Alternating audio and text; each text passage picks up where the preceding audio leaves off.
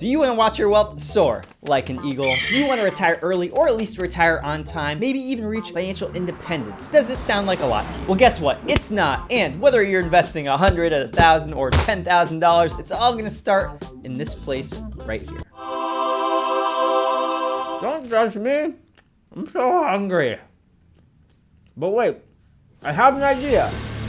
What if instead of spending all your money at McDonald's, like I apparently am right now, don't judge me, what if you put all that money into stock in McDonald's instead of buying McDonald's? So for example, if you bought McDonald's stock 20 years ago, if you put $1,000 into that stock, guess how much money you'd have right now? $1,000 would be worth $17,207 today. It's a 1,620% total gain on the money that you put into that stock. It would have been a 14.51% annual rate of return. You took $1,000, you put it in the McDonald's stock, you waited 20 years, and now you have $17,000. That's a lot of money. If you just put $100 into that stock, it would have grown to $1,700 today. If you put $10,000 into it, it's worth $172,000. If you're not convinced yet, okay, let's say you put money into a savings account. You put that $1,000 into a savings account and you made 2%. Right now, that $1,000 would be worth $1,515 instead of $17,207, which, I mean, a little bit of a difference there. So think about it. Which one is better? We're gonna figure out how you can invest whatever money you have, $100, $1,000, $10,000, whatever it is, whatever you have right now. We're gonna figure out in this video what you can do to invest it. Now, okay, yeah, maybe I'm making it sound a little bit too easy right now, so let's give another example. Let's say instead of buying McDonald's, you took your money and you put it into Micron Technologies. You may have heard of it. They make things like SD cards, USBs. They've been around for a long time. It's over a $50 billion market cap company, so it's a pretty big company. If you had invested that $1,000 into Micron Technologies, you would actually only have $1,629 today, instead of if you had invested in McDonald's where you get over $17,000. Obviously, there's a big difference here, right? So the thing with investing to start off is it's hard to sometimes find the right investment. So one of the ways we get around that is we do something called diversification. Instead of just buying Micron Technologies or just McDonald's, we buy a basket of different stocks. That way, if we get one McDonald's, it helps with the portfolio. If we get one Micron, it doesn't hurt us too much. So we have to buy a few different stocks to make this happen, so we average out a decent return over time. So how do we reach diversification? Let's go over a couple of ways that you can easily reach diversification with your investment. So first off, we have something called index funds or ETFs. Don't worry about the difference between the two. They essentially do the same thing. You can go out, you can buy an index fund, or you can buy an ETF. You put money into it, and it's a bunch of different stocks in a diversified portfolio. You're probably gonna ask me, hey, well, what are some of the ETFs or index funds I might wanna get? Well, I can't answer that for you because I don't know your personal financial needs. However, I can tell you some that I like. So I would go with probably a broad index fund or ETF. By investing in these, instead of just buying one stock like Micron or one stock like McDonald's, you buy them all, a bunch of different stocks inside a giant portfolio. And you average out what all those different stocks does because it's diversified. So for example, the ETF VOO, it invests in the S&P 500. These are the largest companies that trade on the stock market in the US. Over the past 5 years, VOO is up over 44%. In its top 10 holdings, you have companies like Apple, Microsoft, Amazon, Berkshire Hathaway, Google. You have these big companies that you've heard of before, and it's a giant diversified portfolio of a bunch of different stocks, 500 different companies. Another great ETF we could go with from the same fund company, Vanguard. We have their total stock market ETF, and if you invest in this, it would be up over 41% over the past 5 years. Now this has even more stocks, over 4,000 companies inside this portfolio. It's a huge portfolio of stocks. The largest stocks include Apple, Microsoft, Amazon, Google, Berkshire Hathaway, just like VOO. Now, if you want to take a little less risk, less volatility, you can go with Vanguard's BND ETF. This is actually not going to invest in stocks, it's going to invest in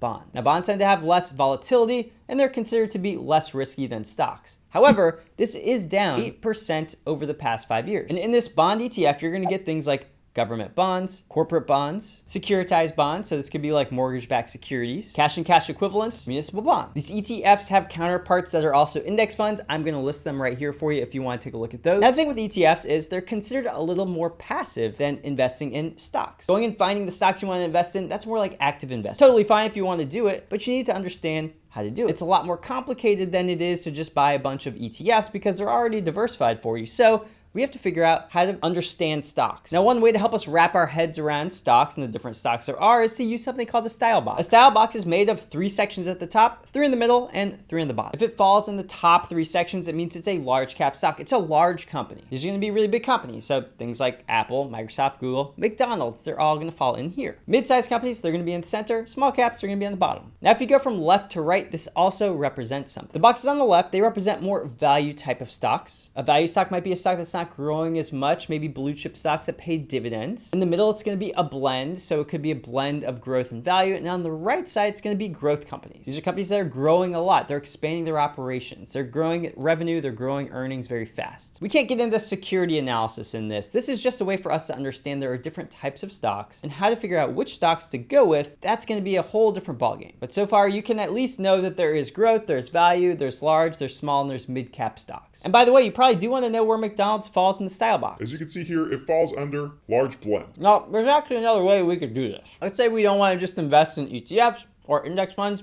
or stocks, but all of them together. Well, here's what we could do. We could use something called a core and satellite portfolio. So this yellow circle here represents the core part of the portfolio. And then you have these different satellite positions around the core area. Don't let this intimidate you. It's such a simple concept. Take a look at this. The core position could be, for example, VOO. That's the ETF we talked about before. The top 500 largest companies. It tracks the S&P 500 index. You could put a certain amount in there. Maybe it's 50%, maybe it's 40%, maybe it's 30%, whatever you want. This could be your core, your largest holding. And you're gonna have satellite positions around it. You could have McDonald's, Google, JP Morgan, Netflix, whatever you want to put in here, you could put those as satellite positions. This is just a way to visually represent a mental model, at least, to figure out how to understand a core and satellite portfolio. It's really easy. Now, I'm going to throw you one other way to do this. It's not a core and satellite portfolio. This is called a 3-fund portfolio. In this situation, all you do is you buy 3 different ETFs or 3 different index funds. It's really simple, and that's the part of this thing that's great. It's supposed to be just a simple way to invest in the stock market. Usually what you do here is you'll go with maybe Vanguard ETFs or Schwab ETFs or Fidelity ETFs, whatever you want to do.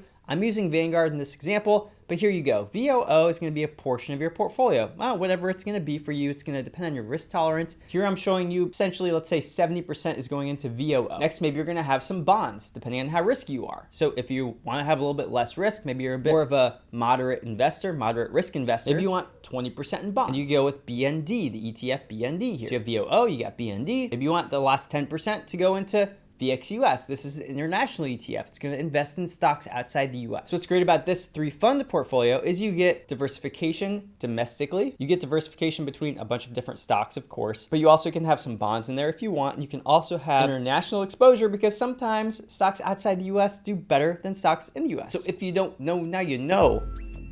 Now we need to figure out where you can invest your money. Make sure the first thing, most important thing is it's a regulated broker-dealer. You want this because you want oversight from FINRA. It's gonna be regulated. There's gonna be something called SIPC insurance. And if there's cash, like a bank, it would be FDIC insured as well. So companies that fit into this that I think are good companies, good brokers that you can invest with. Honestly, my 2 favorite would be Fidelity and Charles Schwab, which I have a video comparing them. I'll link it below. Then there's more modern brokers, kind of like Robinhood or M1 Finance. Now I have a Robinhood account, I have an M1 Finance account, I have a Charles Schwab account. If I had to choose one, I'd go with Schwab or Fidelity. But if you want to take a look at Robinhood or M1 Finance too, hey, affiliate links below.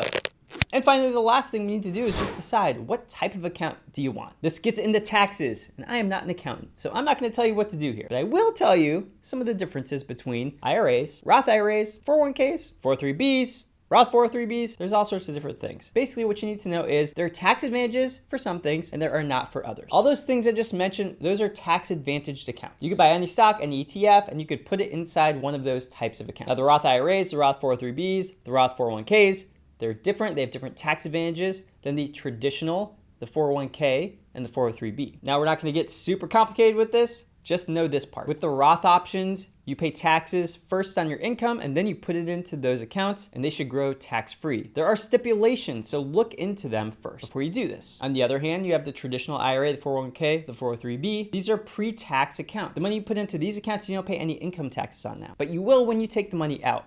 They also have their own provisions. So look into it. Now, I'm sure the last thing you're asking yourself is there a minimum? Because whether I have $100, $1,000, or $10,000, can I invest in any of these? And the answer is yes. You can invest any amount of money in any of these funds. With any of these brokers, it should be fine. Now, there is one thing. Vanguard has something called Admiral Shares ETFs, and there is limits to those. So Vanguard, you might want to check out if you like Vanguard and you have at least, let's say, $3,000 to invest. But There are limits with Fidelity, with Schwab. You're not going to get those if you go with index funds. And One Finance and Robinhood, they don't have index funds. They have ETFs. So at least you have that as well. Thanks everyone for watching. And right here, I have another video if you want to watch my favorite ETFs from Vanguard that you can buy and hold forever. And don't forget to take a look at the disclaimer. See you next time.